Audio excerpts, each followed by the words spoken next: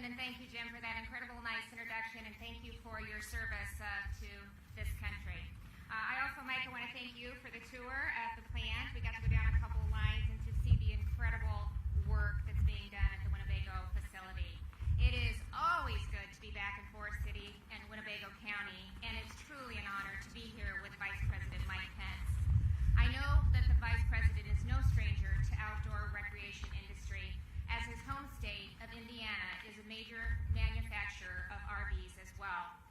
But there is just one company whose name is synonymous with RV, and that's Iowa's homegrown Winnebago. Yeah!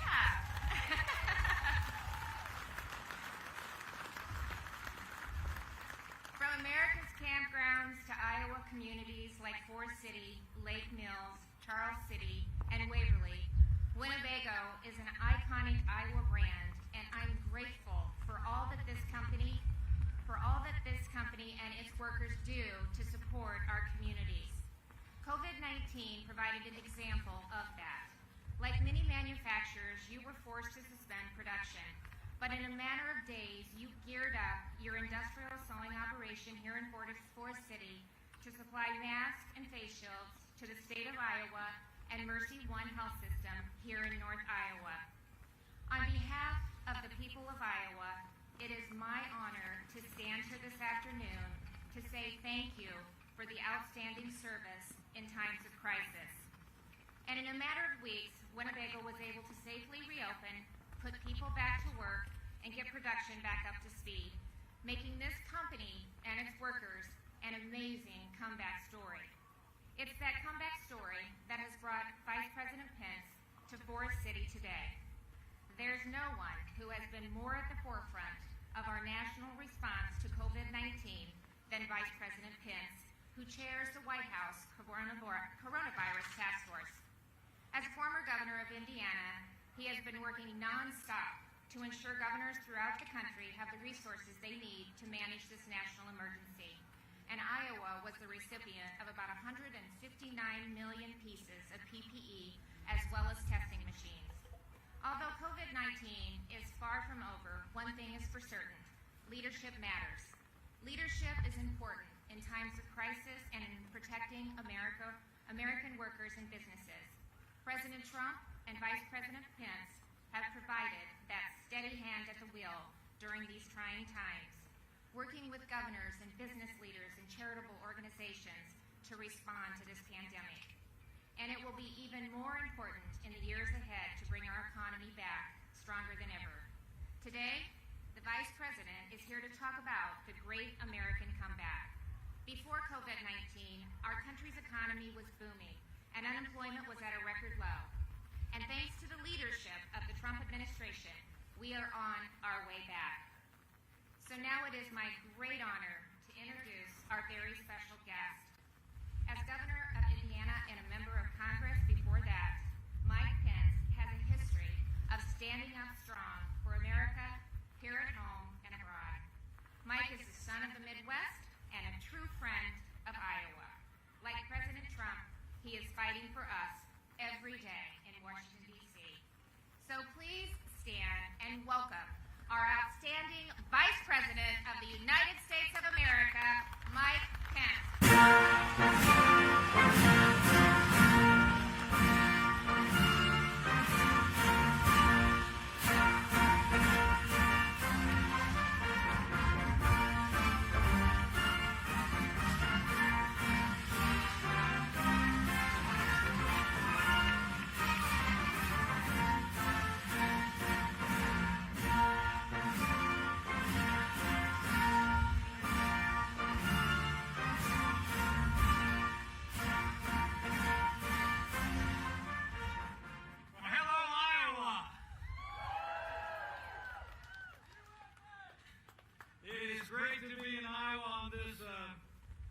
Beautiful June day. To see all of you out in the sunshine, would you join me in just thanking Governor Kim Reynolds and her husband Kevin for the incredible work that they do for the people of Iowa every day. It's a great leader. Governor Reynolds, Mayor Barney Reuter, and the first woman ever elected to the the Iowa House of Representatives, Speaker Linda Upmeyer.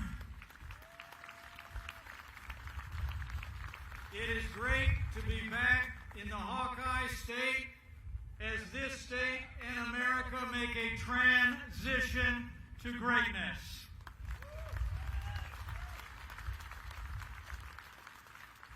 I really appreciate you all being here. I appreciate the warm welcome, the especially warm welcome. I really do. And I appreciate your inspiring example at this great company. More on that in a minute. I mean, to be here at an American company that for 60 years has kept America on the move is incredibly inspiring. I know you had to shut down, but you opened right back up. You put people back to work, and you got America back on the road. Let's hear it for Mike Happy and all the men and women of Winnebago, Iowa.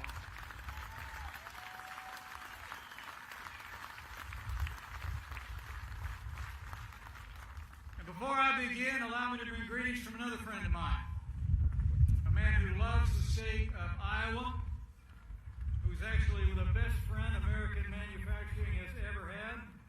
He even said the other day that he and Melania might just buy an RV real soon. I bring greetings from the 45th President of the United States of America, President Donald Trump.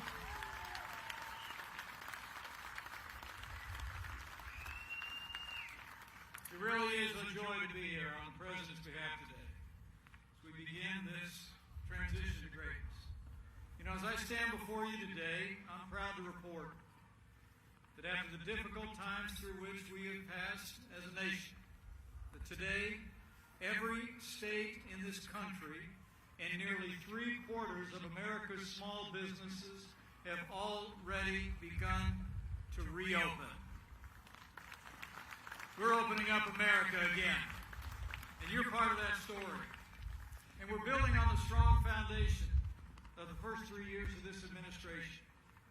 After we cut taxes, rolled back regulations, fought for free and fair trade, unleashed American energy, supported American ethanol, we saw 7 million jobs created by businesses large and small. And on that foundation, once we started to open up America, you might have seen it a little more than a week ago. In the month of May, the people of America saw the largest one-month increase in job creation in American history. 2.5 million jobs added to our economy.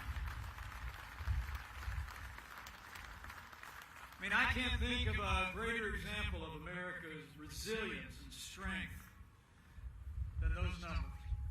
I mean, the expert economists were all telling us that in that report that we would likely lose up to 8 million jobs. They said that unemployment, Governor, was likely going to go from 14% maybe up to 20%. But the American people proved them wrong. And businesses large and small created 2.5 million jobs. And I don't know if you heard about it yet, but just this morning, after economists predicted that retail sales would increase by maybe 8% for the month of May, the American people shattered expectations again.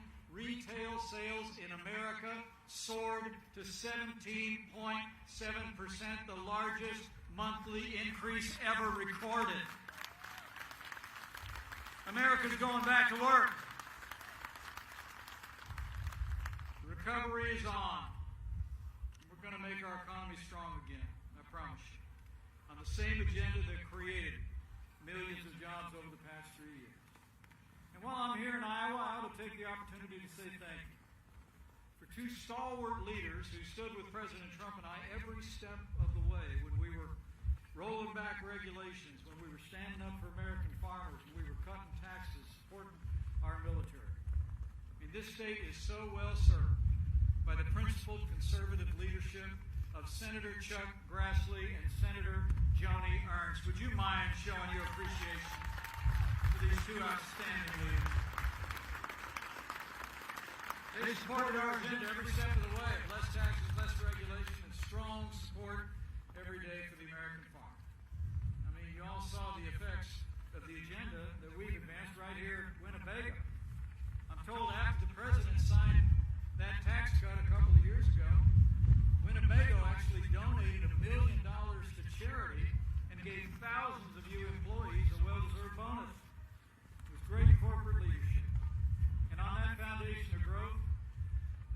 generosity, that compassion, that ingenuity, we're driving a great American comeback.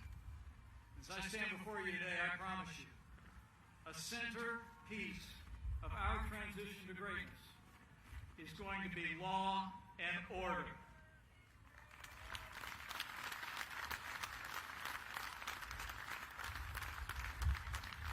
Let me say from my heart, what happened to George Floyd was a tragedy and a disgrace. It should have never happened. It shocked the conscience of our nation. There's no excuse for what happened to George Floyd. But there's also no excuse for the rioting and looting and violence that has ensued.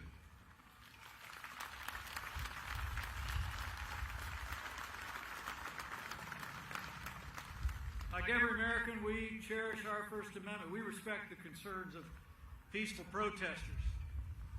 We're going to listen. We're going to learn. And we're going to lead. But we're not going to defund the police.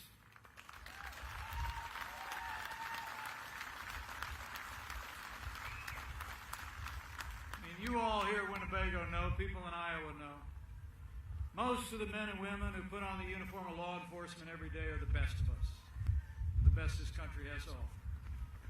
But over the past several weeks, President Trump and I have been taking time in this challenging national moment to listen. We've sat down with leaders in law enforcement. We've sat down with leaders in the African American community. As the President said today from the Rose Garden, we are one nation. We grieve together. And we heal together.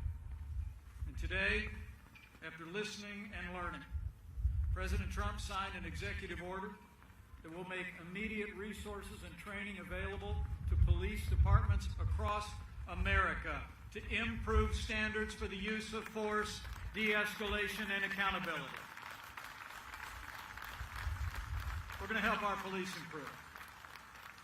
And I know Governor Kim Reynolds brought about a unanimously passed piece of legislation she signed on the steps of your state capitol just last Friday, creating more oversight and more accountability. And I want to thank you, Governor, for your compassionate leadership, your support for law enforcement, and for bringing Iowa together.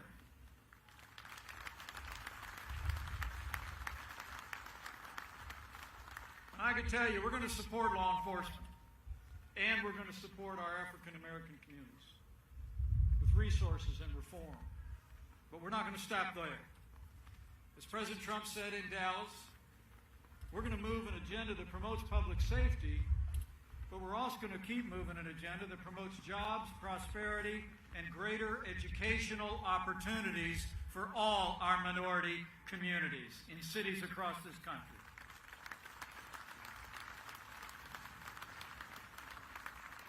Just like we did over the last 3 years, which saw the lowest unemployment ever recorded for African Americans. It saw this president create more than 8,000 opportunity zones in communities across the country, attracting billions of dollars of investment. We're going to work to bring jobs and investment to underserved communities. We're going to address the healthcare disparities that we learned especially about during the coronavirus pandemic. We're going to bring market solutions to give our minority communities more choices in their health care. And we're going to keep fighting every single day to give our African American families and every family the right to choose where their children go to school, a public, private, or parochial school. It'll be the parent's choice.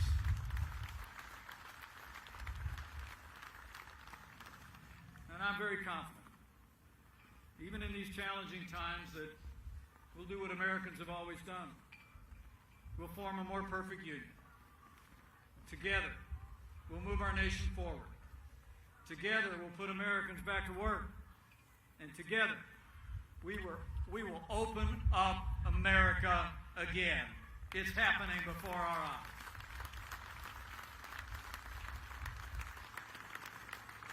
You know, the comeback that we celebrate today would not have been possible without your hard work and determination. But let me also say, it would not have been possible without the leadership of President Donald Trump in partnership with governors and with the American people. You know, before we had a single coronavirus case in this country, this president shut down all travel from China. It bought us invaluable time to stand up our national response. You know, it's remarkable to think at the end of February, when he asked me to lead the White House Coronavirus Task Force, we'd actually performed less than 8,000 coronavirus tests in the entire country. But today, we're testing roughly 60 times that number every single day. We've performed more than 23 million tests, more than anywhere in the world. That's American ingenuity at work. And let me take this opportunity to also commend your governor. Governor Kim Reynolds has already tested nearly 250,000 people through the Test Iowa program. In her tireless efforts, she's put the health of Iowans first, and Iowa's been setting the pace in the progress that we've made in this pandemic and opening up this great state again. Governor, thank you again for your leadership and your example. In addition to testing, we've been giving states what they need when they need it. That included more than 158 million masks and gowns and face shields and personal protective equipment here in Iowa alone. And thanks to that same ingenuity and hard work of American manufacturing, I'm proud to tell you, no American with coronavirus who ever needed a ventilator was ever denied a ventilator in the United States. That's a national accomplishment.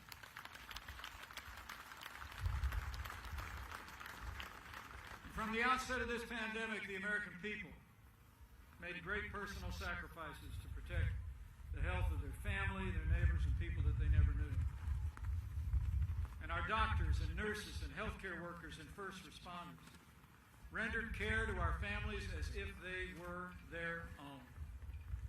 Why don't we give them a round of applause? We've got heroes.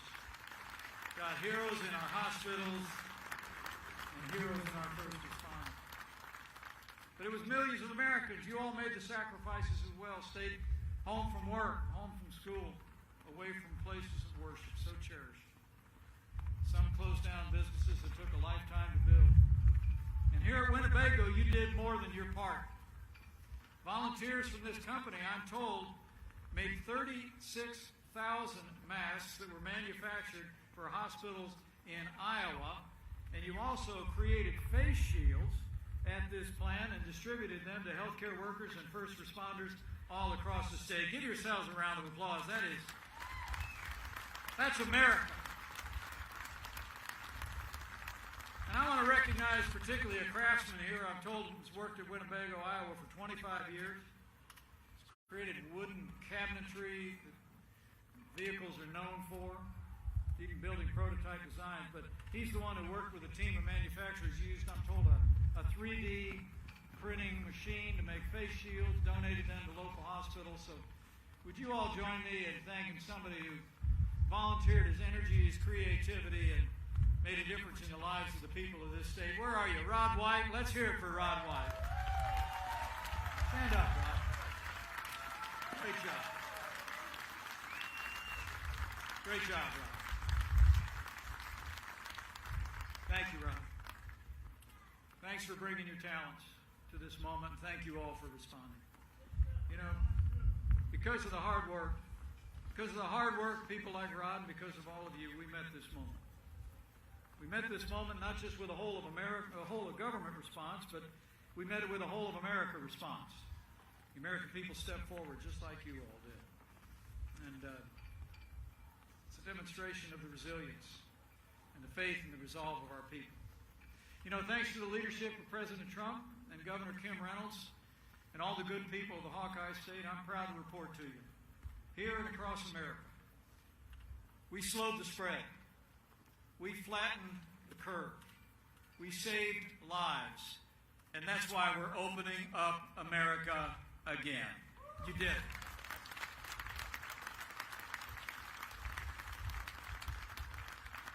And as I said at the start, now all 50 states have begun to reopen in a safe and responsible way. You know, even before we got through those 45 days to slow the spread, the president had us issue guidelines to give counsel to governors like yours about how a phased reopening could work to strengthen the economy while protecting the health our families, while continuing the practices that keep our families and communities safe. People are going back to work. They're going back to worship. We're getting back to our lives. And the American people should be proud. Going back to stores, going back to restaurants, with the help of the men and women of Winnebago. We're also enjoying the great outdoors, I'm told, like almost never before. We're putting American manufacturing back to work. I know since May 4th, you all have been working hard, been maintaining your social distancing, doing your daily health checks, you've been taking care of your neighbors and your co-workers, you've been putting the health of your neighbors first. And it's a remarkable example that you've set here. Remarkable example, 5,500 strong, the men and women of Winnebago are emblematic of manufacturing workers all across America who are the backbone of this economy. Like a senior machine setup operator who I'm told started working here right out of high school so he could save up for trade school. But he realized he liked working here so much he changed his plans and just decided to stay. I'm told his brother Mark works here too, so does his wife Carla. And on September 8th, he'll celebrate 50 years with this incredible company. Would you join me in showing our thanks and admiration to Glenn Blazer and his whole family? Where are you, Glenn? Stand up. Take a bow, Glenn. 50 years.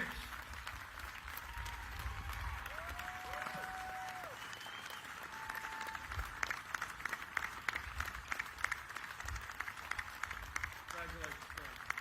Awesome.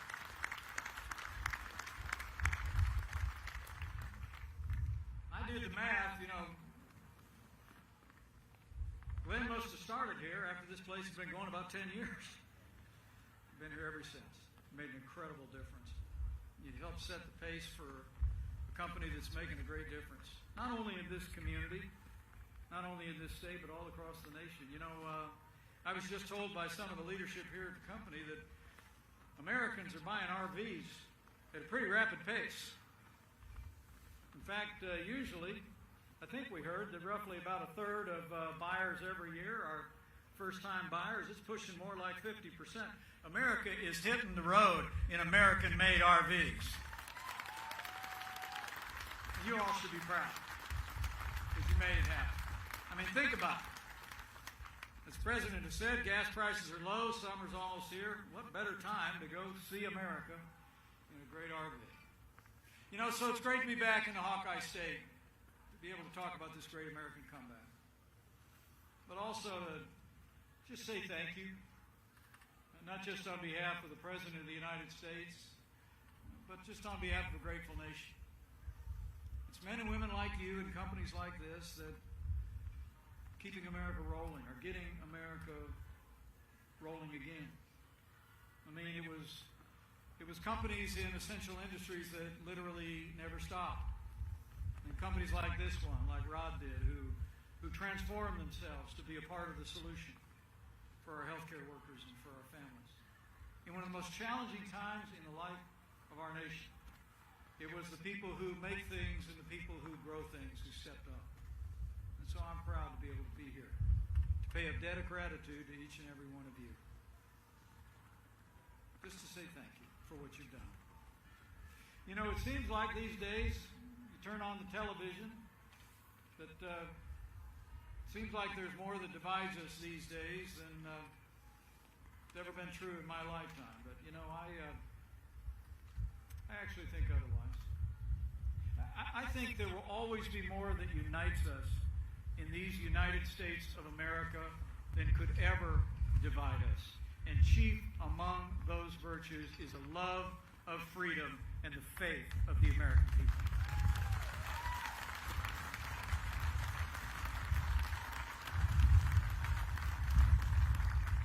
I mean, the way that the people of Iowa and people across this country have stepped up, kept doing the right things, practicing hygiene and social distancing, but getting back to work, getting back to their lives, getting back out, supporting all those great local businesses affirms my belief that this is a freedom-loving nation. We love our freedom, and we know how to use it with common sense and care for others. But I also know, as the President often says, that this is a nation of faith. I hear it everywhere I go. at Sally's restaurant. Try the hamburger. She opened up today for the first time since the pandemic struck.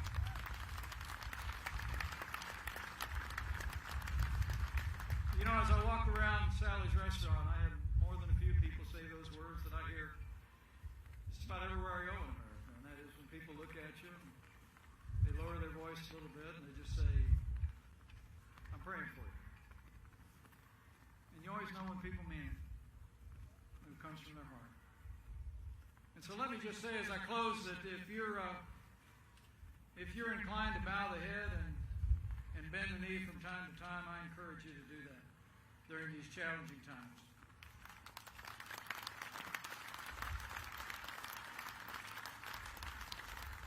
I'm always humbled when people pray for us, with those of us that have public responsibilities, but on this one, I'd like you to pray for the more than 116,000 families that have lost loved ones. The Bible says the Lord is close to the brokenhearted, and just remember them sometime this week in your prayers. Pray for all of those who have labored to provide care month after month, who've looked after our loved ones in hospitals, oftentimes taking the place of family that couldn't be with them because of the strictures of the contagion of the coronavirus. So pray for our healthcare workers and all of those that have been alongside. And in these times of national challenge, I just also encourage you to pray for America. Pray for all the people of America. And claim those ancient words that if his people who are called by his name will humble themselves and pray, you can believe that he'll do like he's always done.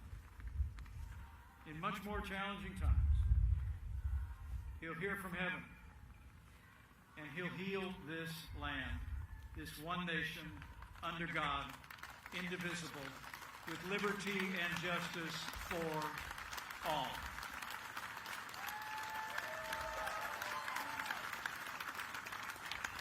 So thank you, Winnebago. Thank you, Iowa. God bless you for all that you have done at this great company. God bless this state, and God bless America in this great American comeback.